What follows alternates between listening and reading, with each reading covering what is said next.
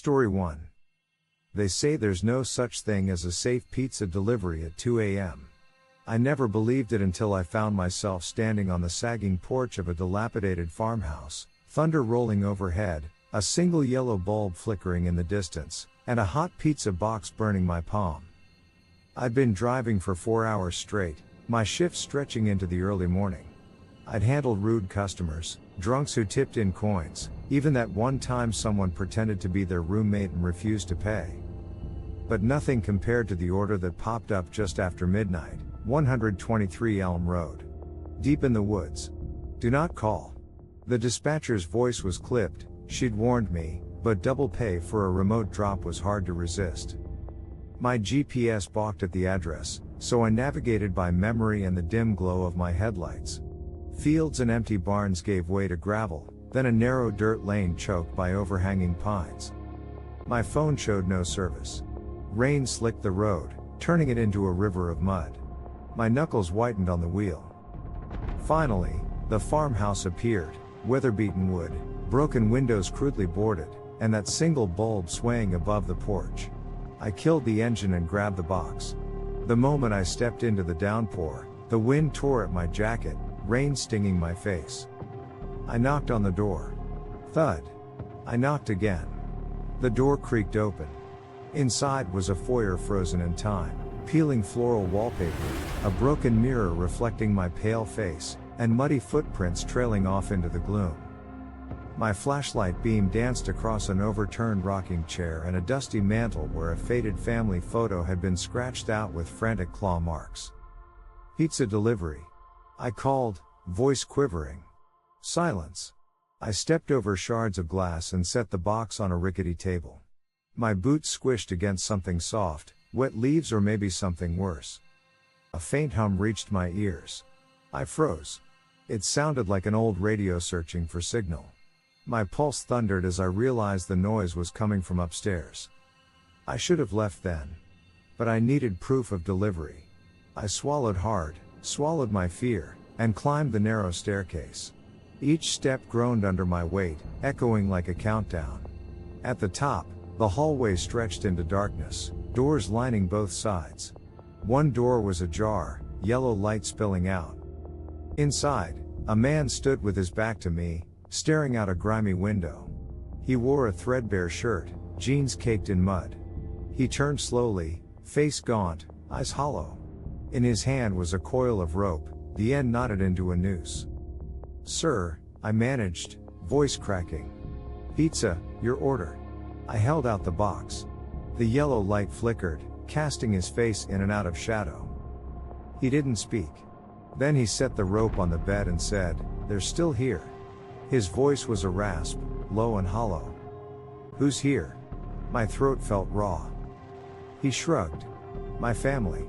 They never left." My breath caught. I'll just leave this here."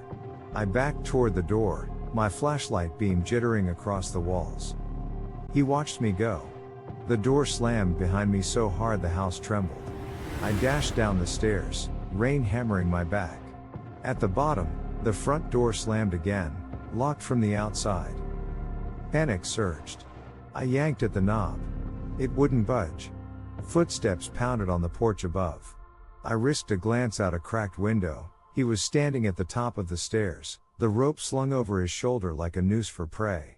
Rain plastered his hair to his forehead, his eyes glinted with something feral. I spotted a side window, boarded, but one plank was loose. Hard in my throat, I pried at it, nail splintering. The board popped free, and I scrambled through the gap, cutting my arm on a rusty nail. I tumbled into the mud, coughing. I didn't look back. I raced across the yard, the farmhouse's broken windows glowing behind me like eyes. Branches clawed at my jacket as I tore through the undergrowth.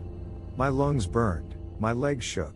I stumbled onto the dirt lane and saw my car's taillights, thank God, down the road. I sprinted, slamming into the passenger side, yanking open the door. My hands fumbled for the keys. I slammed the engine, tires spinning in the mud. As I gunned the accelerator, I saw him emerge from the trees at the edge of the clearing, rope in hand, watching me go. I peeled out onto the road, rain blurring everything. I didn't stop until I hit the highway, headlights cutting a path through the storm. I dialed dispatch, voice shaking. They asked if I was okay. I lied, said I got turned around and left. I never mentioned the farmhouse, the man, or the rope. Later, when I saw the morning light, I checked the route again. Google Maps showed nothing at 123 Elm Road, just fields. I stared at the screen, heart pounding. Some places want you to leave. Some places want to make sure you never return. If this delivery chilled you to the bone, please like, subscribe, and comment below with your location. Where are you watching from? Story 2. I used to think delivering pizza in the city meant dealing with bad tips and stray cats, until the night I walked into apartment 4B and discovered I'd stepped into a nightmare. It was a Friday, just past midnight. I'd already made 100 deliveries that week, but this one felt different. The order came through as 4B, Maple Heights high-rise. I'd been here before, sleek building, security desk, quiet lobby. I climbed into the elevator, pizzas balanced on my arm, and punched 4. The doors slid open onto a dimly lit hallway numbered 4A, 4B, 4C. I stopped at 4B and knocked. No answer. The door was slightly ajar. I nudged it with my shoulder, no resistance. My stomach clenched. Pizza delivery. I called, voice echoing. No rustle. I stepped inside, toes grazing a trail of muddy footprints leading toward the living room. The lights were off. My phone's flashlight revealed overturned furniture, a coffee table shattered, books strewn across the floor, and a faint smear of something dark on the rug. I set the pizza box down on a low table, heart pounding. Hello? My voice wavered. Is anyone here? I heard a soft click behind me. I spun, no one. Then a door creaked open at the far end of the room, leading to a hallway that shouldn't exist in this layout. I swallowed, moving toward it. My pulse thundered. I heard footsteps, barefoot, deliberate, coming from around the corner. I froze. My breath hitched. Then I felt it, a cold hand on my shoulder. I yelped and spun, but found only air. My flashlight beam landed on the far wall where a phone number was scrawled in red ink. They're watching. A low hum of voices drifted from the hidden hallway.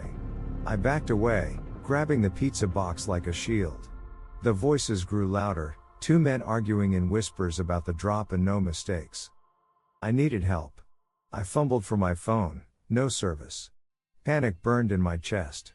I considered fleeing back through the front door, but the hallway behind me seemed to stretch on forever, the lights flickering like dying fireflies. Suddenly, the elevator dinged behind me. Relief and terror collided. I darted toward the doors as they slid open. Inside, 2 police officers stood, flashlights drawn. Are you okay? One asked. I stammered, wrong apartment. Voices. I heard. They ushered me in and hit the lobby button. The elevator descended. When the doors opened, the building manager and a uniformed patrol officer waited. The manager's face went pale when he saw the pizzas. 4B has been vacant for weeks, he said. We had a water leak and boarded it up. I explained what I saw. The police radio crackled, backup requested at Maple Heights. The officers led me back upstairs to secure the floor. In apartment 4B, they found 2 men hiding behind a false wall in the master bedroom, crates of stolen electronics and stacks of cash. They'd used my delivery as a distraction, planning to escape through the maintenance shafts once the elevator doors closed. As the men were cuffed, I noticed the message on the wall. They're watching. The officers said it was a warning to intruders. These criminals had eyes everywhere, and they were desperate. I left Maple Heights high-rise with my heart in my throat, clutching the now cold pizzas. I never saw those men again, but I still feel their gaze on me whenever I pass that building. In the middle of a crowded city, you can still be utterly alone, and utterly vulnerable. Deliveries can go wrong in ways you never imagine. Story 3. I thought a rural delivery would be a breeze, no traffic, friendly faces, quiet roads. I was wrong. The order pinged at 11:45 p.m. Ridgeview Cabin, end of Willow Creek Road. The customer's notes read, "Please be on time." Knocked twice. I glanced at the map, it led deep into a national forest. My phone had one bar. The road was little more than tire tracks through tall grass. When I arrived, the moon peeked through clouds, casting an eerie glow.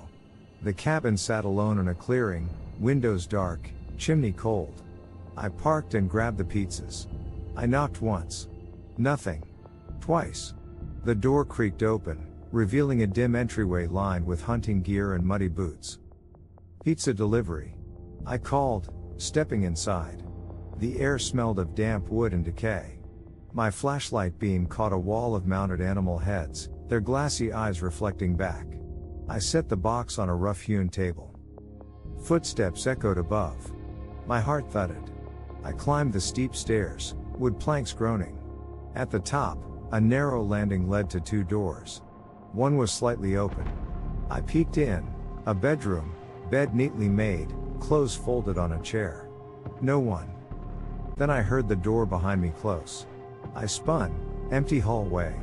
My breath echoed. I stepped back, planning to call the number, but my phone went dead. I hurried downstairs. The cabin was silent. I reached the front door, locked. I rattled the handle. Nothing. I tried the side window, boarded. Panic rose like bile. I dashed to the back door. It opened onto a porch overlooking the dark woods. I sprinted out, pizzas forgotten, and raced to my car. I fumbled for my keys. As I slid into the driver's seat, I noticed footprints in the grass, one set mine, one set much larger, circling behind me. My chest tightened. I started the engine. It sputtered and died. I turned the key again. Nothing. The lights on the dashboard flickered. The forest pressed in, alive with unseen rustling. I grabbed my phone, still dead. I considered running back to the cabin, but every instinct screamed to get away. Then I saw headlights weaving through the trees, an ATV, engine roaring. A forest ranger pulled up beside me, flashlight trained on the woods. "Are you all right?" he asked. Relief washed over me. I explained the delivery, the locked doors, the footprints. He radioed for backup and handed me a spare battery for my phone. Service returned, 3 bars. Within minutes, 2 more rangers arrived and fanned out with flashlights. They found the back door of the cabin pried open, muddy footprints leading inside. Inside, they discovered a hidden trapdoor under a rug, leading to a small cellar. It was empty, but signs showed someone had hidden there recently: blankets, canned food, and muddy boots. The lead ranger told me the cabin's owner vanished months ago. Locals suspected squatters, people living off the grid, desperate and dangerous. He said they'd comb the area but warned me not to return after dark. I thanked him and drove away, heart hammering. As I merged onto the main road, I glanced at the passenger seat. My pizza box lay open, slices cold. On top was a muddy footprint and, scrawled in dirt, 2 words: "Next time." I floored the accelerator. The road stretched ahead, but I knew the forest would always be out there, waiting. Deliveries to the middle of nowhere at night come with risks you can't predict, and sometimes, the people you think you're helping are the ones hunting you.